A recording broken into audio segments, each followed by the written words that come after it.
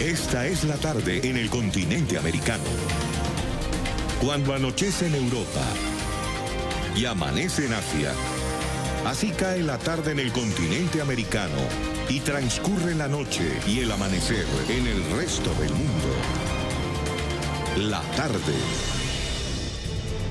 ¿Qué tal? ¿Cómo están? Bienvenidos a la tarde de NTN 24. Gracias por acompañarnos en esta nueva semana. Gracias por su preferencia, por su sintonía y por reportarnos la misma a través de las redes sociales, de las cuentas de Twitter que aparecen en su pantalla. @NTN24, la tarde NTN24, mi cuenta personal, @Yoeli Ramírez. Vamos de inmediato con la información. Niños que no son de aquí ni de allá. Ciudadanos que nacen fuera de la tierra de sus padres, pero que no son legalizados como nacionales en el país en el que ven la luz. Esa es la realidad de miles de recién nacidos, alrededor de 20,000, forman parte de la llamada lista de niños sin patria que actualmente residen en Colombia. Allí nacieron en ciudades como Bogotá, Medellín, Cali, Bucaramanga, Cúcuta y Barranquilla. Esos son los lugares de asiento de estas familias que junto a los bebés viven en un limbo jurídico porque no tienen papeles para registrarlos ni en las notarías locales ni en los consulados venezolanos. Este es un tema pendiente para la región que recibe en distintas naciones a los más de 4 millones de venezolanos que según ACNUR forman parte de la inmensa diáspora venezolana que huye de la crisis bajo el régimen de Nicolás Maduro. Para comenzar, nos acompaña en nuestro estudio Lucía Ramírez Bolívar, coordinadora de migración del Centro de Estudios de Derecho, Justicia y Sociedad. Gracias por estar con nosotros. Bienvenida. Muchas gracias por la invitación. Primero que nada, vamos a ponernos en los zapatos de esas madres, padres que ya tienen un bebé nacido en territorio colombiano. ¿Qué tienen que hacer para registrarlos? ¿A dónde tienen que ir? ¿Qué papeles necesitan? Si se puede. Esa es una pregunta muy importante porque hay que diferenciar entre el derecho al registro y el derecho a la nacionalidad. Ajá. Entonces, cualquier padre o madre tiene derecho a ir con el certificado de nacido vivo que le da el hospital a una registraduría y que allí le entreguen un certificado de nacimiento. La diferencia con los ciudadanos que nacen en Colombia es que si los padres no acreditan el domicilio, que puedo explicar más adelante una discusión que hay alrededor de eso, les van a poner una nota que dice no válido para nacionalidad, pero todos los niños tienen derecho a ser registrados, entonces es muy importante que los padres y madres venezolanos exijan el registro en las registradurías locales. Ok, con ese registro, que no es nacionalidad, adquieren derechos, por ejemplo, a la salud. Todo niño menor de 1 año puede recibir atención en el sistema de salud y recientemente la Corte Constitucional dijo que independientemente del estatus migratorio de sus padres, se les puede aplicar la encuesta del CISBEN y si califican podrían ser afiliados al sistema de salud a través del régimen no contributivo. Ahora, viéndolos desde afuera, ¿cuáles son esas desventajas jurídicas, legales, esa desprotección de un Estado con la que nacen estos bebés? Sin importar si son venezolanos, porque también hay otros casos de otras nacionalidades. Claro, sí, mira, es importante porque en este caso nos estamos enfrentando a un riesgo de apatridia. Nosotros desde Justicia sostenemos que estos niños, aunque se habla de que eventualmente podrían adquirir la nacionalidad venezolana, existen muchas dificultades, como tú lo mencionabas al principio, para poder acceder a esa nacionalidad. Entonces, si no tienen la nacionalidad venezolana ni tampoco la colombiana, pues más adelante podrían tener dificultades para acceder a servicios de salud, educación, graduarse, derecho al voto, y además que estamos hablando que son niños que nacen en territorio colombiano y que con mucha seguridad, mientras no se resuelva la situación en Venezuela, van a permanecer aquí con sus padres y seguramente van a desarrollar una vida a largo plazo. Entonces, si no tienen acceso a documentación, es como si no existieran para el Estado. Pero de aquí a que se resuelve la situación en Venezuela puede pasar un día o una década o no sabemos qué pueda suceder. Exactamente. En ese limbo, en esa oscuridad en la que están esos bebés, ¿qué sí se puede hacer por ellos? Vamos a empezar por el tema de la nacionalidad. Hay 3 casos para obtenerla. Sí, la nacionalidad en Colombia se adquiere por nacimiento o por adopción. En el caso de nacimiento, la Constitución dice en su artículo 96 que los padres, cuando los padres sean extranjeros, deben estar domiciliados en Colombia. Actualmente hay una discusión y varios casos se están discutiendo ante la Corte Constitucional porque unos padres ya han tutelado el derecho a la nacionalidad en estos casos, porque la Constitución no habla de domicilio como equivalente a tener una visa. Algunos tienen PEP, otros están en situación irregular, pero el domicilio es residir aquí en el país, es decir, tener una vivienda física y además tener el ánimo de permanecer en el país. La Constitución nos remite a otra ley que habla del ánimo de permanecer y la residencia, entonces hay una discusión jurídica alrededor de qué implica esa definición de domicilio. Nosotros, junto con otras organizaciones de la sociedad civil, interpusimos una intervención ante la Corte en este caso y esperamos que la Corte haga una interpretación amplia de ese requisito, porque somos el único país de Latinoamérica, junto con Chile, que tiene requisitos tan exigentes para acceder a la nacionalidad. La mayoría tienen lo que se llama jurídicamente el ius solis, que es una vez la persona nace en el territorio de un país, adquiere la nacionalidad. Entonces esas disposiciones van en contravía de otros compromisos internacionales que tiene el Estado colombiano, por ejemplo, en prevención de la apatridia, protección de los niños, y debemos siempre recordar que los derechos de los niños van por encima de cualquier otro derecho. Claro, sin embargo, aunque el gobierno colombiano ha respaldado, el gobierno y los colombianos han respaldado a los venezolanos, también es cierto que mucho se habla del diálogo, de la disposición de los gobiernos, pero en este caso en particular son acciones concretas para estos 20,000 menores. ¿Sería de alguna manera congruente el discurso con los hechos en caso de que les facilitaran esta situación? Eso que dices es clave, porque por un lado, pues el gobierno colombiano ha manifestado su preocupación por la situación en Venezuela, reconoce la grave crisis humanitaria, entonces es importante que esas medidas también se manifiesten en tomar acciones concretas que puedan facilitar que estas personas no solamente estén aquí por un tiempo, sino que puedan acceder a derechos. Ahora, ¿qué tiene que hacer el gobierno colombiano o incluso el gobierno venezolano o incluso en estas reuniones de organismos internacionales donde participan representantes de diferentes países para solucionar esta crisis de menores? No estoy hablando de los millones de venezolanos, de los bebés que están en esta situación, de los niños.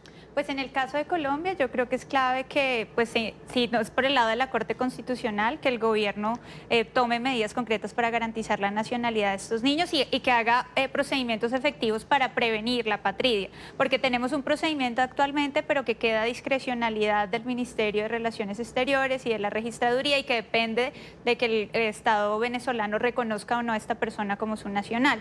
Entonces, pues es importante que sepamos que las instituciones pues en Venezuela tienen muchas dificultades, hay muchas limitaciones para poder acceder a documentos para que los padres puedan solicitar la nacionalidad venezolana. Entonces creo que es partir del hecho de que es muy difícil acceder a la nacionalidad y en ese caso garantizar los derechos de los niños.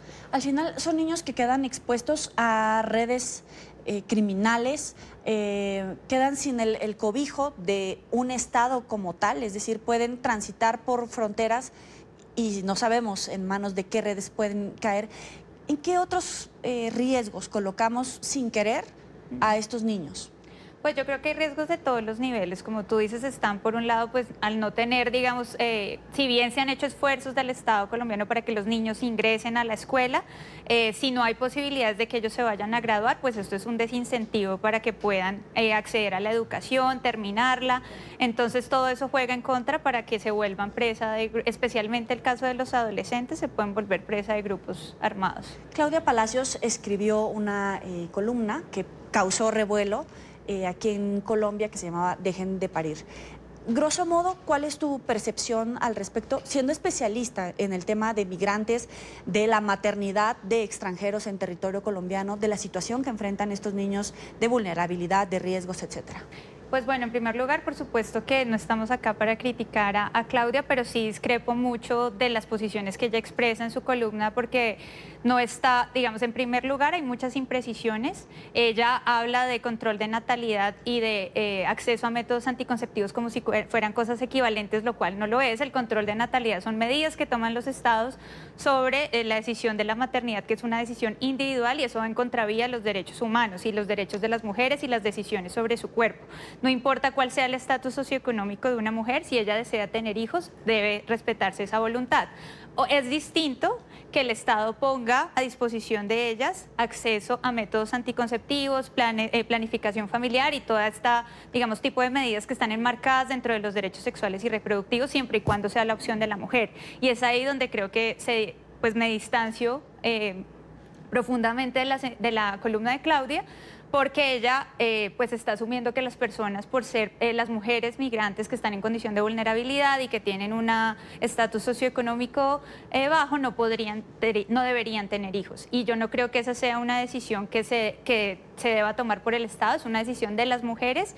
Y en segundo lugar, esa columna no contribuye a solucionar las tensiones que ya empezamos a ver en las comunidades más pobres de población receptora y población venezolana, sino que reproduce este discurso de xenofobia, de discriminación, que precisamente tenemos que ser muy cuidadosos de no promover ni reproducir, porque lo cierto es que las personas están llegando y tenemos es que más bien desarrollar solidaridad para recibirlas y darles lo que necesitan. Claro, pero me interesa destacar el tema legal. ¿Hasta dónde un Estado puede incidir en el control de natalidad de migrantes? No lo puede hacer. Eso sería violatorio de del derecho al libre desarrollo de la personalidad, la autonomía, los derechos de las mujeres.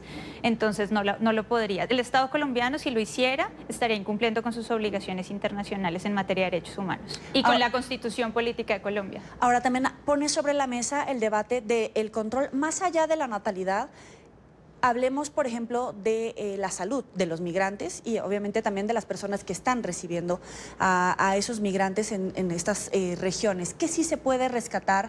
¿Qué sí podemos rescatar de esta columna de Claudia, que seguramente también quería poner temas sobre la mesa en una atención de la vida de cualquier persona? Yo creo que ella pone el ojo sobre un tema que estaba invisibilizado y es cuál va a ser las posibilidades de acceso a derechos de esta población. Nos pone la mirada sobre la situación de estos niños que están naciendo en Colombia o de las madres que están llegando aquí embarazadas. Y yo creo que llama la atención sobre la necesidad de que el Estado colombiano, y no solamente porque sea el responsable, sino con apoyo de toda la región, de la cooperación internacional, porque sabemos que los recursos son limitados, que el sistema de salud está colapsado y necesitamos mucho apoyo de la cooperación internacional, pero se debe dar una respuesta fundamentada en derechos humanos, no puede ser una respuesta discriminatoria ni basada en la xenofobia. Este crecimiento de natalidad de extranjeros, particularmente venezolanos en territorio colombiano, ¿ha registrado un ascenso? Pues es difícil saber, de hecho, las cifras. Ella manifiesta en su columna que consultó a Migración Colombia, pero es difícil saber cuántos niños han nacido en Colombia, sobre todo si los padres están en situación irregular. La cifra más aproximada que nosotros manejamos son las 8.000 mujeres gestantes que fueron registradas para el Registro Administrativo de Población Venezolana. Hay otros... Es decir, que entraron embarazadas. O quedaron embarazadas cuando estaban aquí y se registraron estando embarazadas, pero puede ser que otras ya no estaban embarazadas y lo estuvieron antes, y debido al alto cruce irregular que hay en la frontera no podríamos calcular exactamente cuántas están llegando. Entonces ahí hay dificultades para saber exactamente las cifras oficiales. ¿Y los servicios de salud, de educación en Colombia también se están viendo rebasados por la atención a migrantes venezolanos o está en completo control? Yo creo que depende de cada lugar, de cada ciudad. Digamos, hay ciudades con una mayor capacidad institucional que pueden atender a estas personas y otras no. Y es por eso que es importante hacer un diagnóstico de dónde se están necesitando los recursos para invertirlos mejor. Ha habido, por ejemplo, mucha intervención en ciudades fronterizas como Cúcuta, pero hay otras como Puerto Carreño, donde realmente los servicios de salud se ven colapsados. Entonces es importante hacer un diagnóstico de dónde están las necesidades y poder invertir los recursos allí. Es Lucía Ramírez Bolívar, coordinadora de Migración del Centro de Estudios de Derecho, Justicia y Sociedad. Gracias por estar con nosotros aquí en la tarde. Muchas gracias por la invitación. Buena tarde. Son las 4 de la tarde, 18 minutos. Vamos a revisar otros temas que hacen parte de la agenda informativa del día.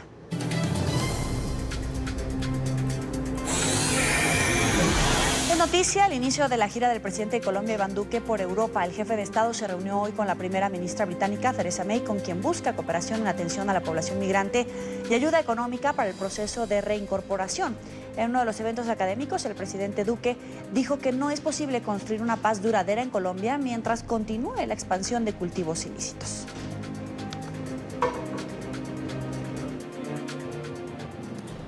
¿Qué tal, amigos de la tarde? Los saludo desde Londres, en el Reino Unido, hasta donde el presidente Iván Duque ha llegado, y esta es la primera parada de una gira de 7 días que tiene por varios países de Europa. Va a visitar Reino Unido durante varios días, también estará en Suiza y además visitará Francia, en París. Hará algunos de los eventos que ya les estaremos informando más adelante, pero lo más importante que ha pasado hasta ahora aquí en Londres es que el presidente Iván Duque se reunió con la primera ministra británica, Theresa May. Hablaron durante 20 minutos sobre temas absolutamente relevantes para el país, para Colombia. Colombia. Hablaron de cooperación económica, de cooperación comercial, de cómo iba a ser para mantener las preferencias arancelarias y las preferencias comerciales Colombia con el Reino Unido cuando este salga de la Unión Europea o el famoso Brexit.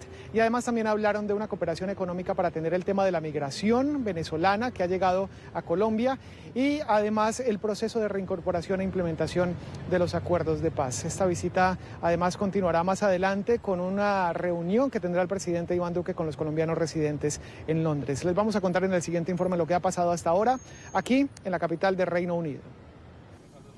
A su llegada a Londres, el presidente Iván Duque respondió a las críticas de exfuncionarios del gobierno Santos sobre el proceso de implementación de los acuerdos. Cuando empezó nuestro gobierno se habían adelantado 2 planes de desarrollo con enfoque territorial, hoy hay 16. Frente a la calumnia, siempre la mejor respuesta es la evidencia y los resultados. Más tarde, el jefe de Estado se reunió por 20 minutos con la primera ministra británica Theresa May, quien manifestó la intención de cooperar para atender la crisis migratoria y apoyar económicamente el proceso de reincorporación. Ha respaldado la agenda que nosotros tenemos para garantizar que las personas que están en la reincorporación puedan hacer ese paso de la vía de la violencia a la vía de la legalidad. El presidente aseguró en Londres que difícilmente Colombia podría lograr una paz duradera si continúa la expansión de los cultivos ilícitos. De lo contrario, vamos a seguir viendo nuevos grupos criminales tratando de asumir el control de los territorios y de los municipios. Temas de los que todo el mundo está hablando y que además son vitales también y no podían estar fuera de la agenda bilateral entre el presidente Iván Duque, la primera ministra británica Theresa May y además también que van a estar en la agenda de mañana con el príncipe de Gales, que tienen que ver la ciencia, la innovación y la tecnología, cómo se hacen acuerdos de entendimiento entre Colciencias, por ejemplo, y laboratorios importantísimos de Europa que tienen su sede aquí en Londres. Y también pues aquí se va a hablar de cómo el país, Colombia y Londres hacen acuerdos que tengan que ver con la protección del medio ambiente, de la protección ante el cambio climático. De eso también estaremos hablando más adelante cuando se den estas reuniones. Por ahora es toda la información que les puedo entregar desde Londres, en el Reino Unido, con la cámara de Héctor Muñoz. Yo soy Juan Pablo López en NTN 24. Buenas tardes. Es noticia argentina, donde se restableció plenamente el servicio de energía tras el gigantesco apagón de este domingo. Alrededor de 55 millones de personas se quedaron sin suministro eléctrico. Las autoridades desconocen qué ocasionó la falla, que se originó en una represa cerca a la frontera entre Argentina y Paraguay. El corte afectó también a Uruguay, el sur de Brasil y parte de Chile. El Ministerio de Energía argentino anunció que en un plazo de 10 a 15 días entregarán un informe detallado sobre las causas reales de esta inédita emergencia.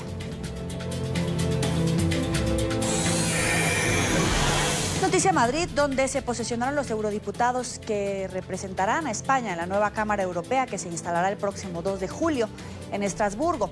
Uno de los personajes que tomó juramento fue Leopoldo López Gil, quien logró un escaño en las pasadas elecciones europeas del 26 de mayo, apoyado por el Partido Popular. Marcelo Moncayo, periodista en ATN 24 en la capital española, tiene la información. Adelante. Hola, ¿qué tal? Saludos para ustedes en la tarde, amigos televidentes. De esta mañana aquí en el Congreso de los Diputados tomaron posesión los nuevos eurodiputados españoles que fueron electos en las pasadas elecciones del 26 de mayo. Entre ellos, Leopoldo López Gil, padre del opositor venezolano Leopoldo López, quien aseguró que desde su rol como eurodiputado luchará en defensa de los derechos humanos no solo en Venezuela, sino que también en Bolivia, Cuba o Nicaragua. En el Congreso español tomaron juramento de su cargo los nuevos eurodiputados españoles que ganaron un curul en las pasadas elecciones europeas del 26 de mayo y que serán parte de la Eurocámara, conformada por 751 legisladores de los 28 países miembros. Fueron 50 las personas que juraron o prometieron su cargo en Madrid, entre ellos Leopoldo López Gil, quien alcanzó una plaza en la Cámara Europea apoyado por el Partido Popular. Don Leopoldo López Gil. Sí, juro. La investidura de diputado, pues por supuesto me va a permitir no solamente resaltar pues, muchas de las situaciones que lamentablemente están sufriendo países como Venezuela, Cuba, Nicaragua, y levantar un poco la voz por los derechos humanos, por la falta de libertad de expresión, etcétera. Yo creo que hay muchísimo que hacer. Pero sin duda la expectativa en el Congreso se generaba por la imposibilidad que tuvieron varios líderes catalanes e independentistas de acercarse hasta la Cámara Baja a retirar su acta de eurodiputado debido a su situación judicial. entre ellos del expresidente de la Generalitat de Cataluña, Carles Puigdemont, quien se encuentra huido de la justicia española, pues es acusado de sedición, rebelión y malversación de fondos públicos por su participación en la organización de un referéndum separatista ilegal. Su abogado quiso retirar sin éxito su acta de eurodiputado. No, nosotros vamos a hacer los trámites que tenemos que hacer, que ahora son meramente administrativos, y si es necesario acudiremos evidentemente a Luxemburgo, al Tribunal de Justicia de la Unión Europea, pero nosotros esperamos que prime la sensatez, ¿no? Que el sábado nos ha notificado un auto por el cual mantiene en vigor una orden de detención, y creo que el dispositivo policial en torno al Congreso deja claro, estaban revisando incluso hasta las alcantarillas, deja claro que la intención no es de que prejurase el cargo, sino básicamente que se le detuviese. Televidentes de la tarde, y este próximo 2 de julio será la sesión inaugural de la nueva Cámara Europea. Este es el informe para la tarde. Marcelo Moncayo, NTN 24, Madrid. Es noticia la muerte del expresidente de Egipto, Mohamed Morsi, tras desplomarse en pleno juicio. Medios de comunicación egipcios indicaron que el exmandatario islamista de 67 años y quien estaba preso desde el 3 de julio de 2013 se desmayó mientras se encontraba en una audiencia judicial en la que era señalado de presunto espionaje. Morsi fue trasladado al hospital donde finalmente perdió la vida. Aún se desconoce la causa del deceso. El dirigente islamista fue derrocado por el ejército en un golpe de Estado hace ya 6 años. Gracias por seguir con nosotros en la tarde. Este fin de semana, 785 migrantes indocumentados fueron rescatados por las autoridades en el sur de México. Fueron sorprendidos mientras viajaban hacinados en 4 tráileres en condiciones precarias. La mayoría provenían de Centroamérica. Los conductores de los camiones fueron arrestados y serán acusados por tráfico de personas. En conferencia de prensa, el canciller mexicano aseguró que los migrantes pagaron entre $3,000 y $5,000 para llegar a la frontera con Estados Unidos. Una imagen desgarradora. Son 368 los menores de edad que viajaban a bordo de los 4 contenedores detenidos este domingo por las autoridades mexicanas en el estado de Veracruz, sur del país. Igual que los 417 adultos, los niños viajaban en condiciones deplorables. Algunos con sus padres, otros sin compañía. Las autoridades les brindaron atención médica inmediata. El estado de salud es variado. Nos queda claro que hubo un grupo que fueron atendidos por preasfixia. El gobierno de Andrés Manuel López Obrador centró su atención en este caso de manera inmediata. En la conferencia matutina del presidente, el canciller Marcelo Ebrard entregó información sobre el tráfico de estos 785 migrantes. El ministro de Relaciones Exteriores aseguró que estos ciudadanos ingresaron a los camiones en la ciudad de Tuxtla Gutiérrez, en el estado de Chiapas. Atravesaron la entidad y luego todo el territorio de Veracruz, hasta el punto donde fueron interceptados. El objetivo era llegar hasta la frontera norte y cruzar a Estados Unidos. Según indicó Ebrard, todos pagaron por la travesía. Les cobran $3,500 persona. Si pagas $5,000, tienes derecho a una segunda ocasión. Es decir, $3,500, si te detienen o tienes alguna dificultad y te regresan a tu país, ya no tienes derecho a otro viaje, pero si pagas $5,000 sí. El canciller aseguró que tras las primeras pesquisas se determinó que los pagos por los viajes clandestinos se hacen fuera de territorio mexicano. Advirtió a los transportistas sobre acciones en su contra de continuar con el tráfico de personas. Subrayo que esto se paga fuera del territorio de México. Se paga o en los países de origen, o el grueso de este pago es en los países de origen, o al llegar a Estados Unidos. Pero con las investigaciones a cargo de la Fiscalía General de la República podremos determinar exactamente quiénes están involucrados y cómo funciona. Es decir, a los transportistas involucrados que se han iniciado las acciones legales correspondientes y que inclusive se llegará a la extinción de dominio si es necesario. El ministro de Relaciones Exteriores además indicó que por orden del presidente detener el tráfico de personas es uno de los objetivos principales de la administración. Por lo tanto, la instrucción que nos ha dado a todas las que participamos, todas las secretarías que participamos, es que busquemos impedir este tráfico de personas. El rescate de este grupo de migrantes ocurre en medio del plan migratorio que puso en marcha la administración de López Obrador para disminuir el tránsito irregular de ciudadanos centroamericanos hasta Estados Unidos. Esto con el objetivo de cumplir los acuerdos con Washington y evitar la imposición de aranceles. A esta hora nos acompaña desde la Ciudad de México César Damián Rete, secretario técnico de la Comisión de Relaciones Exteriores para América Latina y el Caribe del Senado mexicano. Gracias por estar con nosotros. Bienvenido. Gracias a tu auditorio. El canciller Ebrard dice que, lo quiero citar textual, estamos hablando del tráfico de personas más grande del mundo. ¿Hasta ahora se dieron cuenta de esto o desde hace cuánto tienen conocimiento de esta situación de tráfico de personas a través del territorio mexicano? Mira, la migración a través del territorio mexicano hacia Estados Unidos principalmente data del siglo pasado y se han tomado acciones donde incluso en el 2000 el entonces presidente Fox quiso relanzar la estrategia para atender la migración que pasaba por el territorio mexicano. Así ha sucedido con el sexenio del presidente Felipe Calderón, con el sexenio del presidente Enrique Peña Nieto, y ahora tenemos un nuevo paradigma que se ve atendido a través de este plan de inversión centroamericana que busca atender las raíces o las causas que detonan esta migración. Sin embargo, es inevitable también hablar de este fenómeno migratorio aparejado con la delincuencia organizada. Una delincuencia organizada que no atañe únicamente a un país, sino que es un fenómeno regional, que si bien se hace la transacción en un país como puede ser Guatemala, Nicaragua, Honduras o El Salvador, implica también el tránsito por otros países, entre ellos México, en donde recientemente han sido detenidos. La trata de personas y el tráfico de personas, incluso se redoblaron las acciones durante el sexenio pasado, se crearon fiscalías especializadas en estados como Chiapas o como Oaxaca para atender los delitos de los cuales eran víctimas los migrantes. El compromiso de México hacia los derechos humanos es irrestricto y no es exclusivo de esta administración. Viene ya siendo un compromiso muy firme tanto en el panorama internacional como nacional desde hace más de 10 años. Si hablamos de una red internacional de tráfico de personas, ¿ustedes tienen identificados la complicidad con funcionarios, empleados, autoridades en territorio mexicano? Mira, en el Senado de la República nosotros no tenemos esa información, le corresponde al Poder Ejecutivo realizar las investigaciones y deslindar las responsabilidades correspondientes. Sin embargo, desde el Legislativo sí estamos empujando y le estamos dando un seguimiento muy puntual a todas las acciones que pueden ocurrir desde el Poder Ejecutivo. Inevitablemente también no podemos negar que existe una colusión entre servidores públicos de diferentes niveles con estas bandas delictivas. Decir lo contrario será ser omiso a la realidad. ¿Y puede el gobierno mexicano, puntualmente la administración del gobierno de López Obrador, en un máximo de 3 meses, contener este flujo migratorio cuando hay una implicación de redes internacionales, criminales, del narcotráfico, de tráfico de personas? ¿Puede detenerlo para evitar el proceder de Donald Trump en términos de aranceles a México?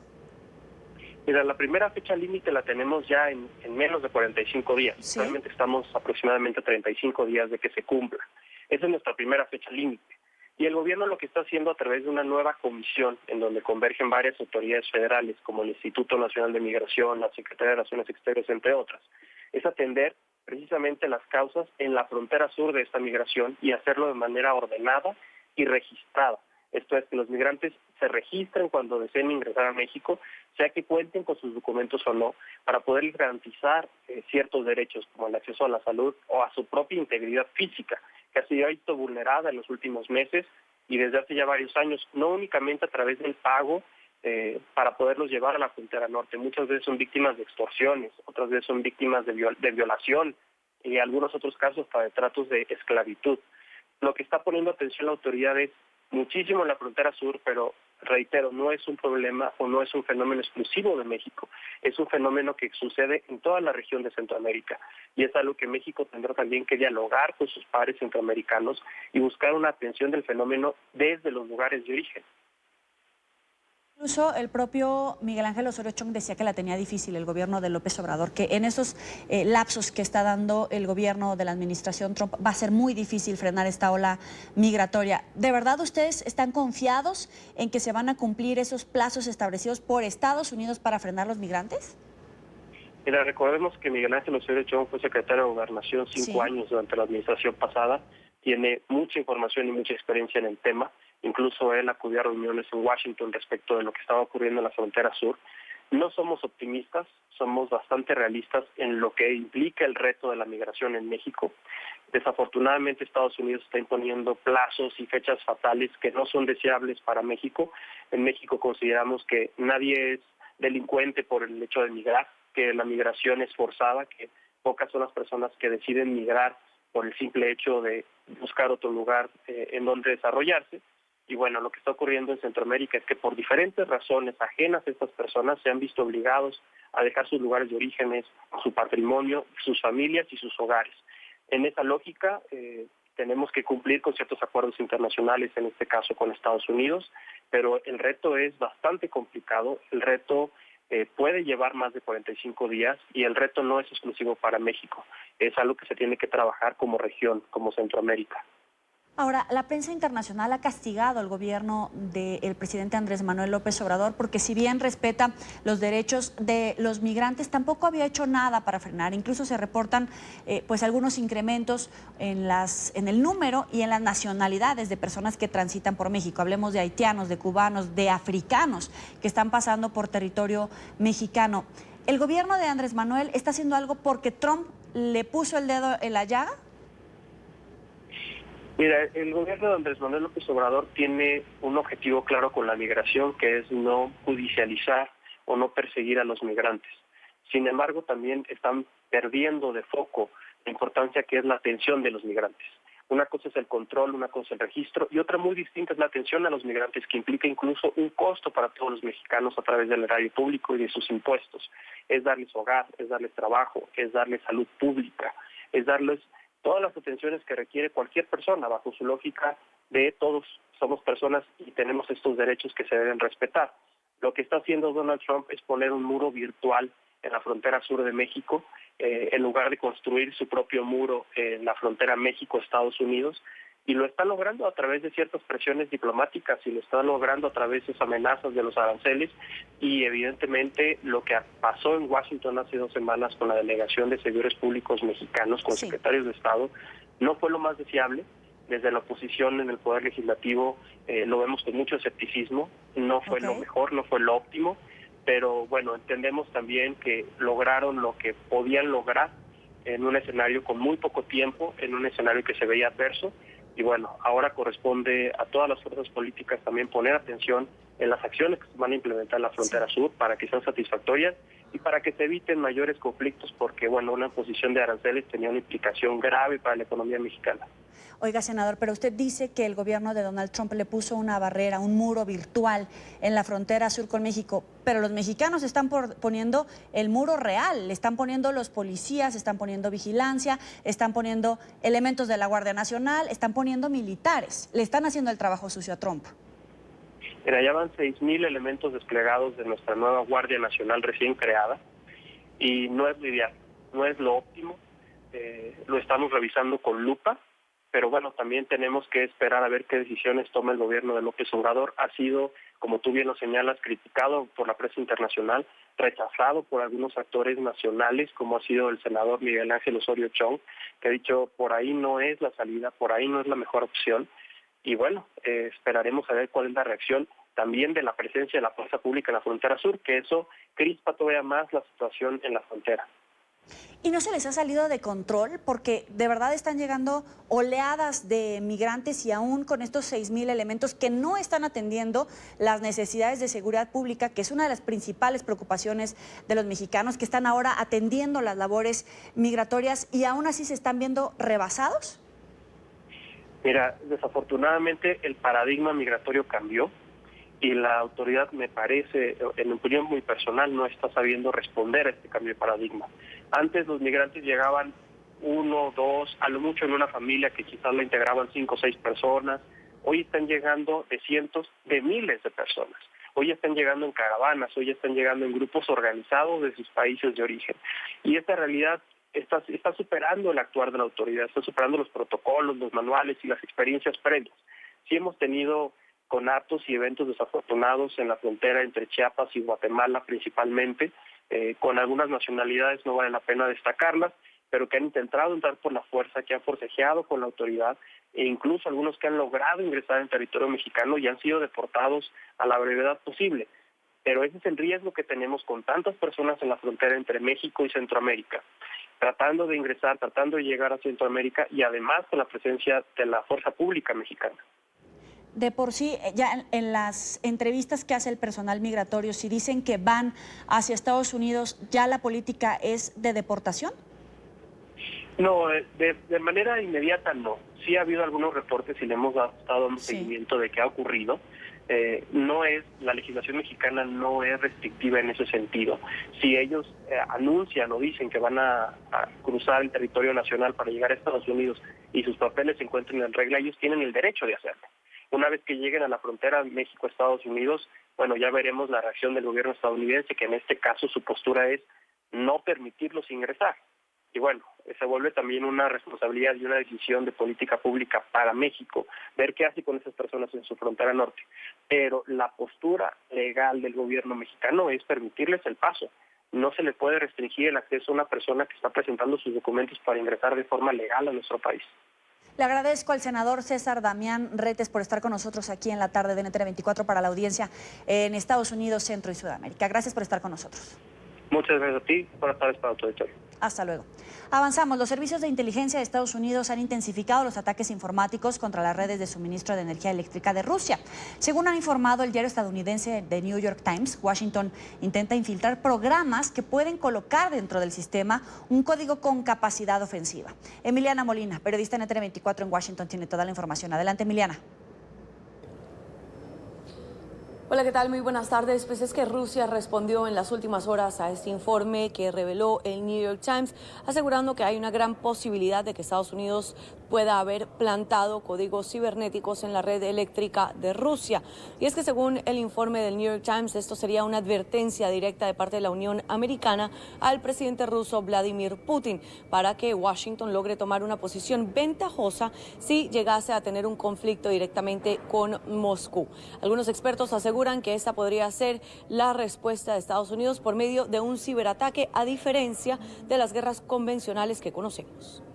Recordemos que un ciberataque puede tener el alcance que se quiera uno y el alcance que tenga la capacidad de poder entrar. O sea, ahora los países lo que están haciendo es que sus defensas ya no son las tradicionales defensas que nosotros veíamos, tanques, aviones, ahora las ciberdefensas es otra situación. Entonces, los países están preparando una defensa completamente diferente. Entonces, el ataque va a tener el alcance que permite al país. Entonces, lo que se está viendo ahora son unas defensas completamente no tradicionales. O sea, cuando nosotros vemos guerra híbrida o guerra no tradicional, nos estamos refiriendo a eso, cosas que ya no vemos. O sea, las defensas no se ven, los alcances sí se ven. Según estos expertos, aseguran que la administración de Donald Trump está enviando mensajes de disuasión y también marcando la cancha, simplemente enviando advertencias, asegurando que si se meten con Estados Unidos, pues así es como podemos responder. Pero el mandatario estadounidense Donald Trump en las últimas horas aseguró que ese informe del New York Times era erróneo y los acusó de traición. Ustedes pueden creer que el fallido New York Times acaba de hacer una historia diciendo que en Estados Unidos se han incrementado sustancialmente los ciberataques de Rusia. Este es un acto virtual de traición por el que fuera una vez un gran periódico, tan desesperado por una historia, cualquier historia, incluso si es malo para nuestro país. Además, no es cierto. Cualquier cosa es posible con nuestros medios corruptos hoy en día. Ellos harán y dirán lo que sea necesario sin la más mínima consecuencia. Estos son los verdaderos cobardes y sin ninguna duda el enemigo del pueblo. Creo que hay dos cosas allí. Uno es la publicación del artículo como tal en nombre del New York Times, que seamos claros, no es traición, es lo que la prensa libre hace. El presidente Trump ha tenido su relación hostil con la prensa, así que no soy necesariamente sorprendido de escuchar ese tipo de lenguaje sobre lo que la prensa libre reporta, pero luego sacando la publicación de la ecuación y viéndolo desde una perspectiva política, creo que lo que estamos viendo es, hemos estado esperando por un tiempo para ver cualquier tipo de respuesta sobre la interferencia rusa en nuestra democracia, en sus ataques, en nuestra infraestructura, y lo que estamos viendo es el gobierno finalmente tratando de poner acciones. Ahora, cómo el presidente va a evolucionar en esto va a ser un movimiento. Y es que según este informe del New York Times, que conversaron con al menos 2 funcionarios de la administración del Ejecutivo estadounidense, aseguran que el mandatario probablemente no tenía conocimiento de este tipo de planteamiento de códigos cibernéticos en la red eléctrica rusa. 1, por temor a cómo iba a reaccionar ante estos ciberataques, 2, por temor a que fuera a revertir este tipo de operaciones y 3, por temor a que fuera a compartir la información también con gobiernos extranjeros, tal cual como lo hizo supuestamente en el 2017 cuando compartió información confidencial y clasificada con funcionarios rusos en una reunión en la Casa Blanca.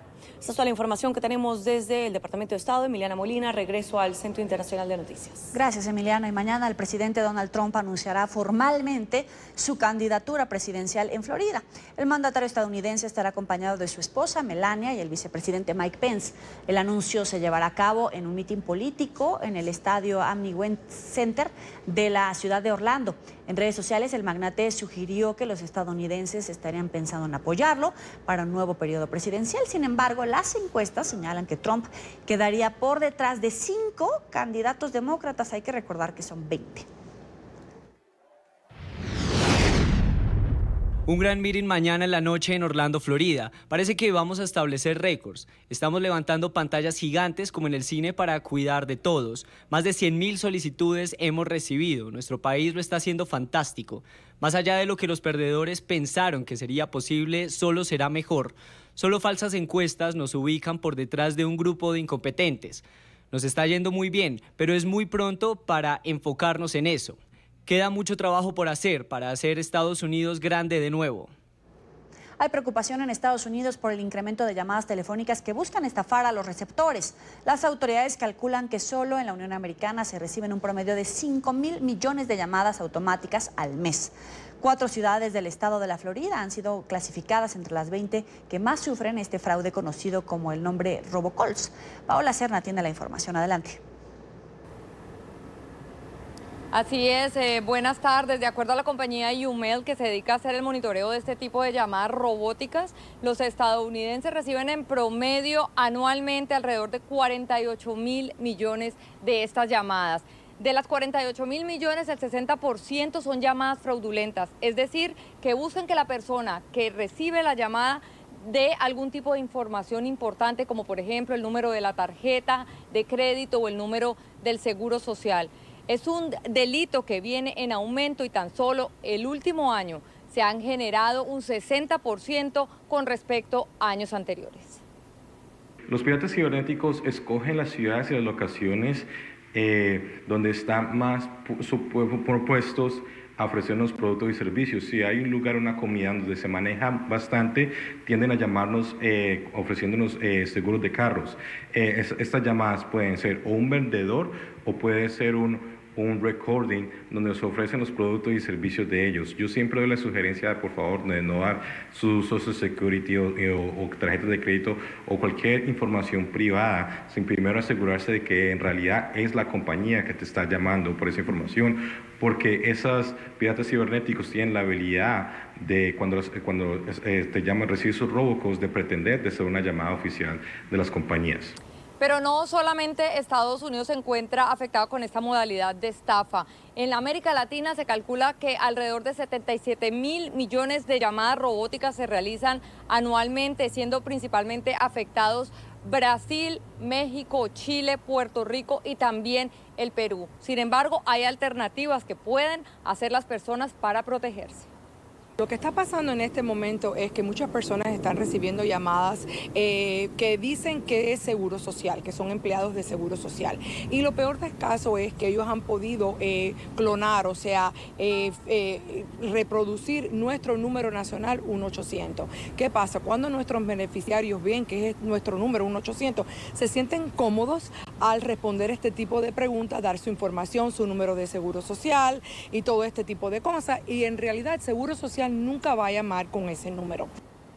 La mejor recomendación que hacen los expertos en esta materia es evitar contestar cualquier tipo de teléfono si usted desconoce de dónde proviene. Y en caso de que sea alguna información, como por ejemplo el Seguro Social o el Departamento de Rentas Internas de Estados Unidos, es importante que usted mismo se desplace hacia las oficinas para verificar que esta información sea cierta antes de dar cualquier tipo de dato personal. La información desde Miami, soy Paola Serna para NTN 24. Gracias por seguir con nosotros en la tarde de NTN 24. Vamos a avanzar con la información. La ONG venezolana Foro Penal seguirá de cerca la visita de la alta comisionada para los derechos humanos de la ONU, Michelle Bachelet, a Caracas. Alfredo Romero, director de la organización, le exigirá a la funcionaria que pida la liberación de todos los presos políticos. Bajo el régimen de Nicolás Maduro hay 715 personas en condición de presos de conciencia. Bachelet llegará el miércoles a la capital venezolana. Este es un informe de Oliver Fernández. 715 presos políticos, en su mayoría torturados. Uno de los casos es el de Dani Pérez. A su hermano lo relacionan con el caso Oscar Pérez. En medio de su captura, la familia fue vejada y maltratada. Estos son los relatos que Michelle Bachelet no puede dejar de escuchar durante su visita a Venezuela. A él le hicieron zanja en los pies, en los talones. Le pegaron corriente, lo golpearon. A mi hijo lo agarraron y lo cargaron delante mío. Yo estaba amarrado en el piso y le metían la pistola en la boca y me preguntaban cosas. Entonces sonaban la pistola en la boca del niño. ¿Qué edad tiene el niño? Tiene 3 años, en ese momento tenía 3 años. Y es que la tortura no solo es hacia los presos políticos, sus familiares son maltratados. En Venezuela no se tortura solamente al detenido, sino a toda la familia que pueden conseguir. El día de ayer, un día del padre demasiado triste, un día del padre horrible, donde los niños salían llorando porque su papá estaba ahí, niños que salían gritando. Entonces, por favor, ya basta de tanta injusticia en este país. Ana Ortiz es la madre de Ricardo Santiago Ortiz, un joven oriundo de Barranquilla, Colombia. Prestó su cuenta bancaria presuntamente para ayudar a algunos venezolanos a causa de la crisis. Hoy sigue tras las rejas. Para la familia no hay pruebas y la ayuda fue criminalizada. Mira, hay muchos venezolanos que están necesitando enviarle a su familia, que aquí venden confite en las calles, que aquí venden dulce y necesita mandarle. Y eso fue el pecado que hizo mi hijo. Porque la tristeza más grande que tengo, que me lo consultó y le dije, sí, hijo, porque si es para ayudar, ¿por qué no? Alfredo Romero, director del Foro Penal, exigirá la liberación de todos los presos políticos. No puede haber un cambio mientras se mantenga a los venezolanos como rehenes. 715 personas que se encuentran en su gran mayoría, más del 95%, sin juicio, sin derecho a la defensa, muchos de ellos enfermos, en condiciones insalubres donde se encuentran recluidos y a todo evento injustamente presos. Eso es fundamental. La libertad total de presos políticos. La visita de Michelle Bachelet no puede ser de turismo ni simbólica. Hay una realidad, decenas de familias sufriendo y un país amenazado. Pero lo que no es simbólico, lo que es real, lo que es cruda realidad, es que hay presos políticos enfermos, torturados, que Vasco da Costa le está haciendo un tumor en el ojo izquierdo, que tenemos 59 colombianos, más de 2 años y medio presos. Desde hace 3 años, 59 colombianos están presos, acusados de terroristas. No hay pruebas, no hay juicio. 2 esposas fallecidas por culpa de esta situación. Se murió uno de los presos por una infección que le dio en el oído y no le prestaron atención médica. Entonces, por favor, el llamado es que se haga justicia. No me importa tampoco si ella se reúne con Defensoría, con quien quiera ella, pero que realmente se enfrente con la realidad que estamos viviendo los familiares de esas personas detenidas. Hasta ahora no se sabe cuál será la agenda de la alta comisionada para los derechos humanos de la ONU, Michelle Bachelet, en su visita a Venezuela. Sin embargo, se espera que llegue el próximo miércoles y el viernes habrá una declaración final ante los medios de comunicación. Es la información que manejamos desde Caracas. Continúen con más de la tarde de NTN 24. Y desde Caracas nos acompaña Mónica Santamaría, hermana del preso político José Luis Santamaría. Gracias por estar con nosotros. Bienvenida. Gracias por la invitación. Este momento es para seguir expresando nuestra petición de libertad. Vamos a comenzar. José Luis Santamaría tiene alrededor de 1 año y 2 meses tras las rejas. Tenemos entendido que ha sido torturado. Exactamente, ¿qué le hicieron? Realmente, cuando una persona está presa, cuando mi hermano está preso, es un dolor infinito. Y en esta segunda oportunidad de esta prisión ha sido realmente aterrador. Yo lo vi y vi cómo estaba a pocos días de su desaparición. Posteriormente, él me hizo referencia y me dio su testimonio y realmente es muy, muy cruel. No solamente los daños físicos que están ahí y que tendrán secuelas, está también el daño psicológico. ¿Qué le han hecho? Le colocaron una bolsa y lo sumergieron en agua con ganas de ahogarlo, con esa sensación de te vas a morir y dime lo que te estoy preguntando. Aparte de eso, la parte del baigón y otras cosas que realmente cuando las personas lo oyen, piensan que de seres humanos no puede provenir algo tan asqueroso, porque es incluso colocarles excrementos con unas bolsas para que se sientan degradados. Ahora, de manera realmente infame, sin embargo, en ellos no han logrado quebrar su voluntad y su integridad y su deseo de verse libres porque son inocentes. Son gravísimas estas torturas, pero ¿qué consecuencias le han dejado a él? ¿Ya ha sido revisado por un médico? ¿Qué les ha dicho? Lo vieron en una ocasión y la doctora no le quedó más remedio que colocar referencia a un urólogo porque había arrojado en el examen realizado que había, digamos, patologías que necesitaban ser precisadas por una revisión más especializada y colocó situaciones ocasionadas por politraumatismos.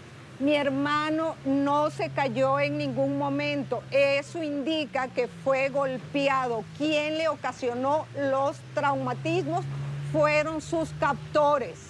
Sus captores fueron los que ocasionaron esos traumatismos. Lamentablemente no fue atendido por ningún especialista. Él se queja de problemas a nivel de lo que presumo pueda ser riñón.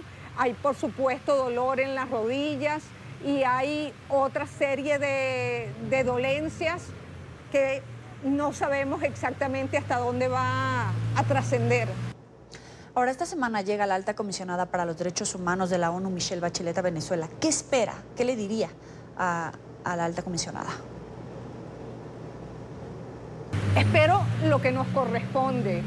El derecho humano de la libertad es un derecho principal y ese es el derecho que estamos buscando los familiares de los presos políticos.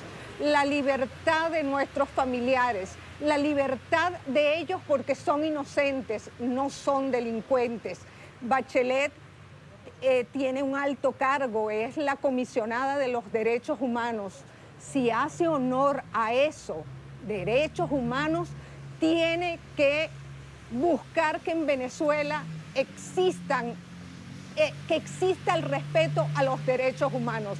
Libertad, cero torturas, respeto a la disidencia, derecho a la vida. Hay personas que están presas, que están en peligro.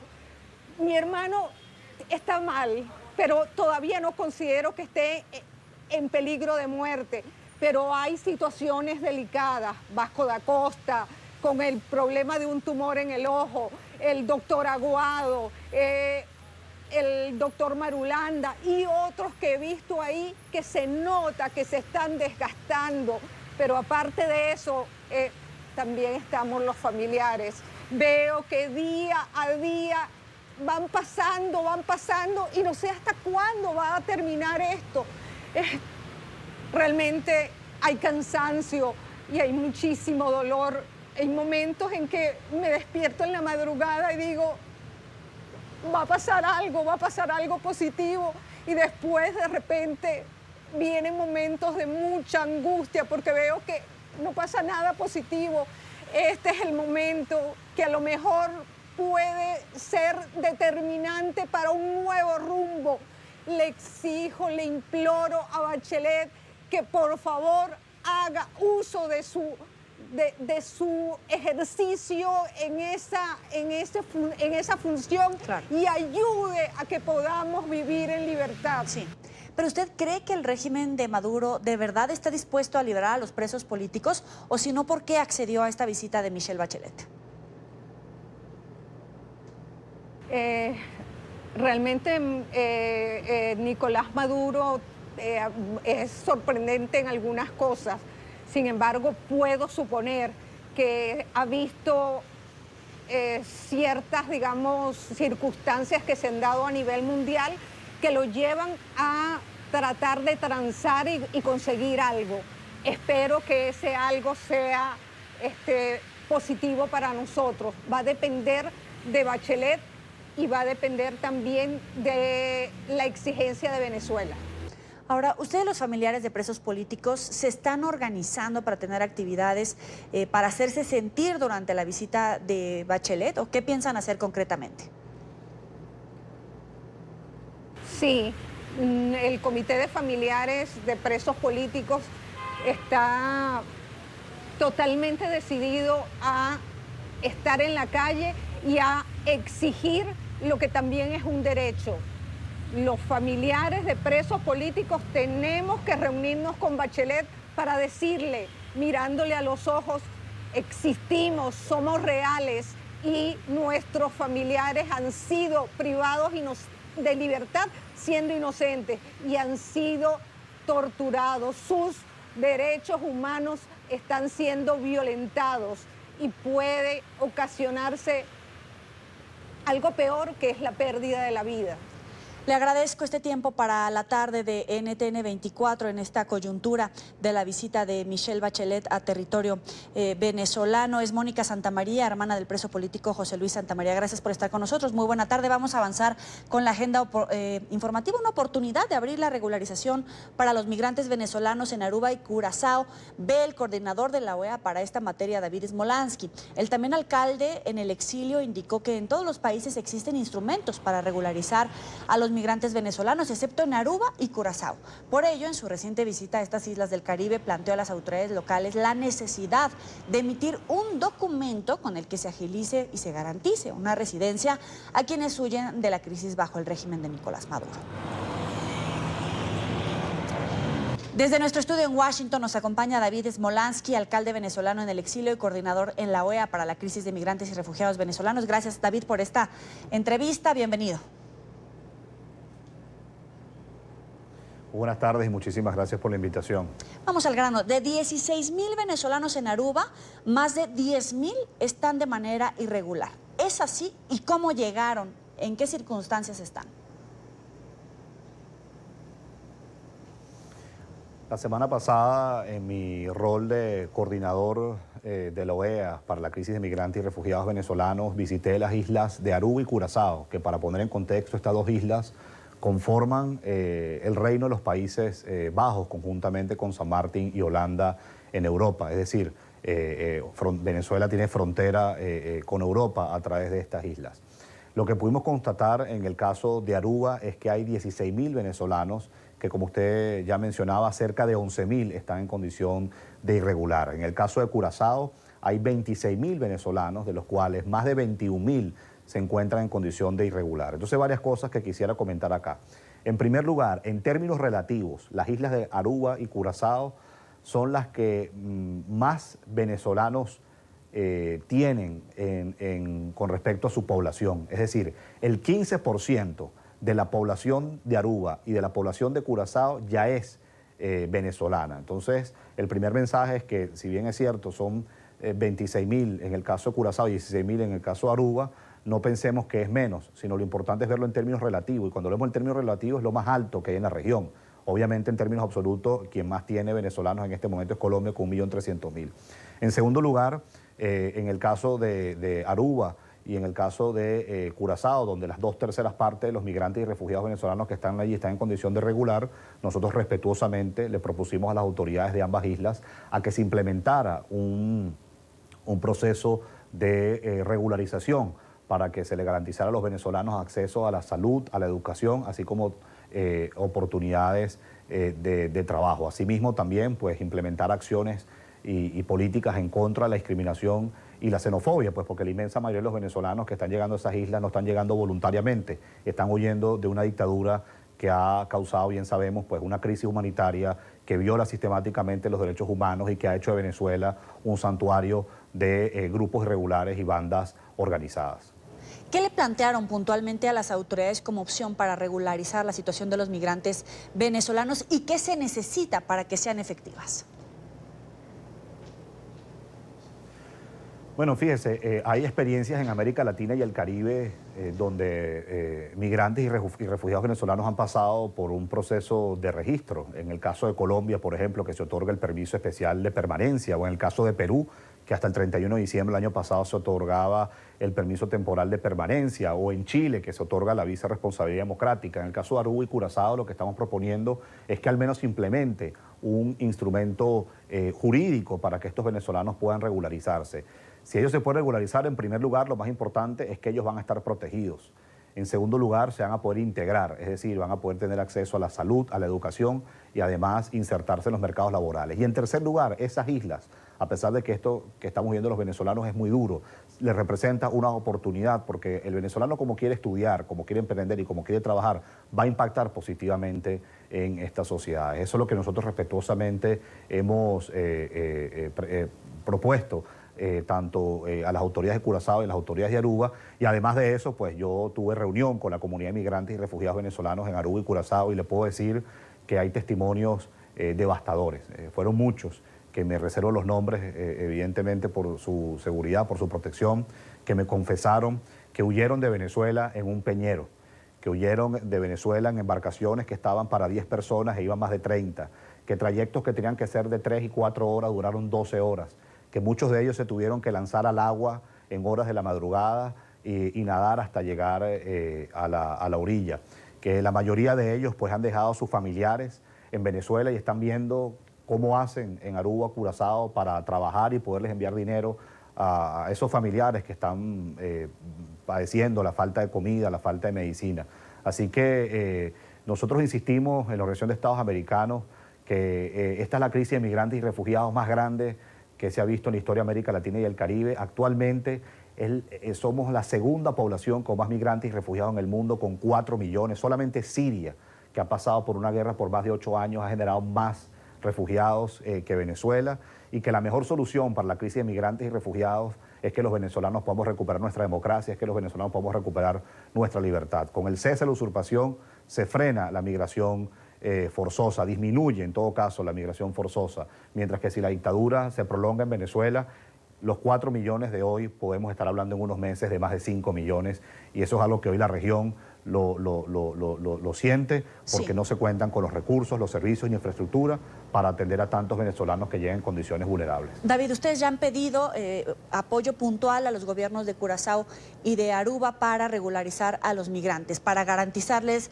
los derechos, incluso también la seguridad, la salud. Estamos hablando también de niños, de personas en vulnerabilidad, pero va a registrarse la visita de Michelle Bachelet a territorio venezolano y la ACNUR ha pedido que se les otorgue la calidad de refugiados a los venezolanos. ¿Qué esperas puntualmente de esta visita? Porque sería coyuntural y sería una manera expedita de que se ejecute esta protección a los venezolanos.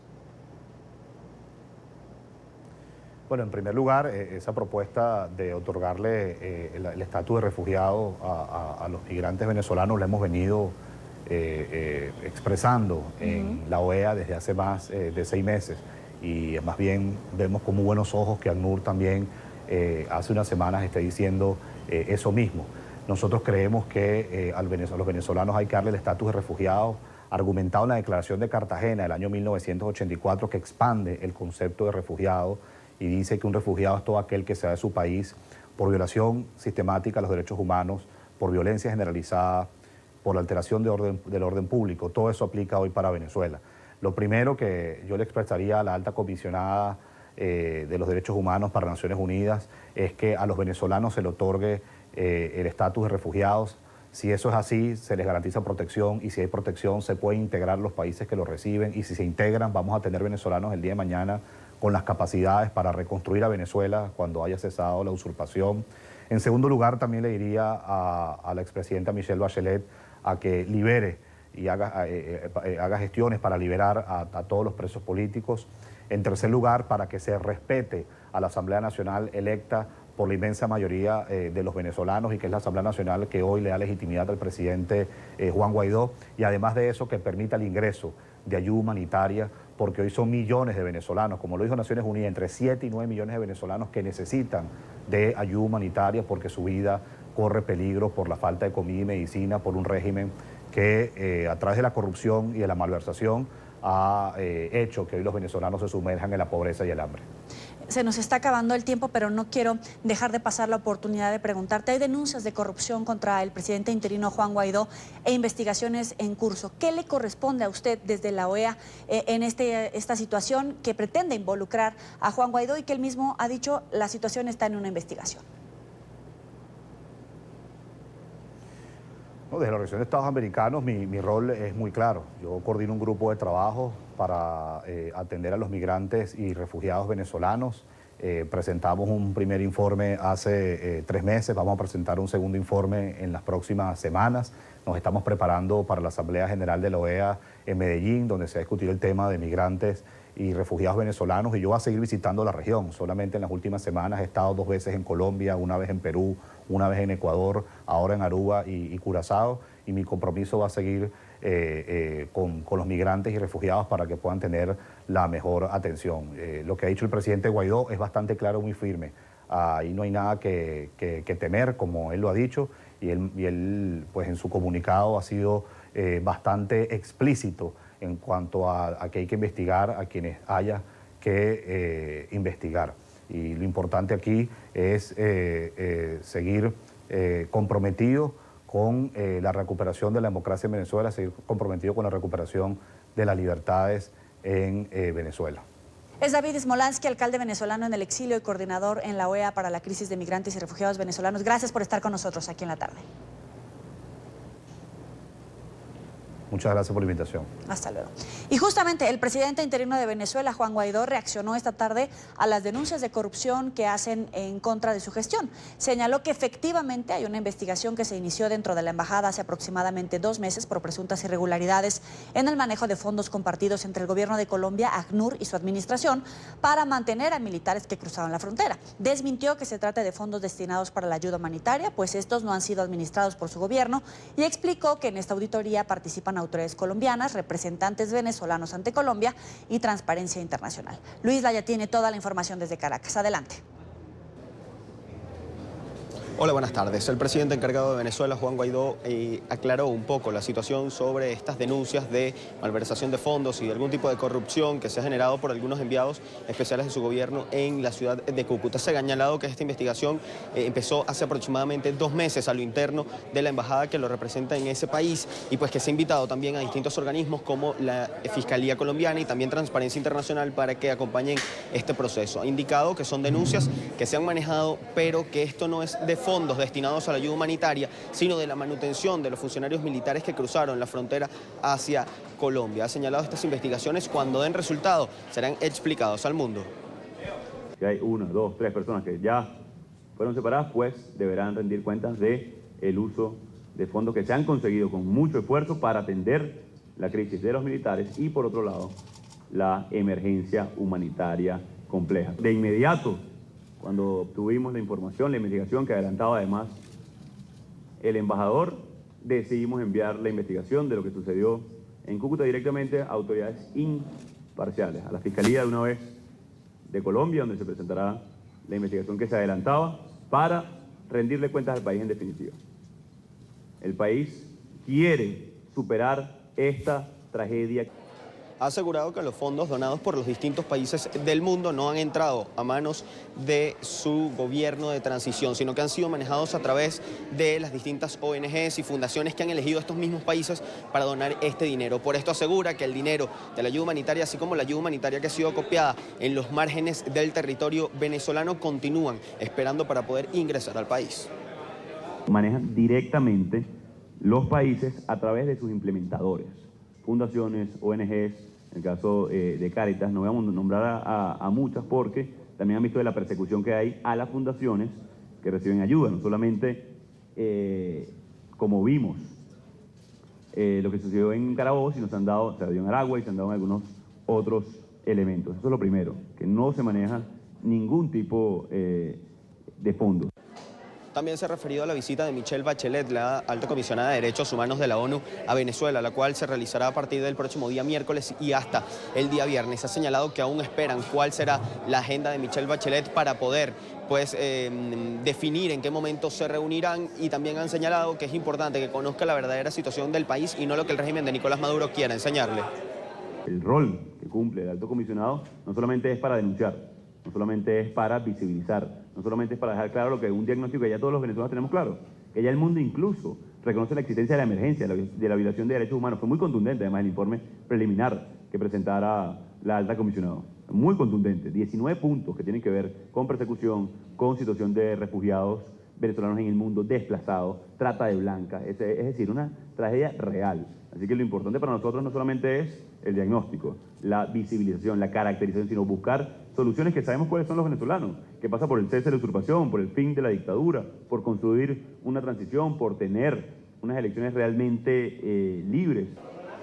El presidente encargado también ha rechazado los señalamientos desde el régimen de Nicolás Maduro. Ha indicado que esto lo hacen con la intención de desviar la atención sobre lo que se hace en Venezuela, sobre la ayuda humanitaria. Ha señalado que todo esto está intacto fuera de Venezuela, esperando poder ingresar a territorio venezolano. Desde Caracas, Venezuela, para la tarde de NTN 24, Luis Alejandro Laya.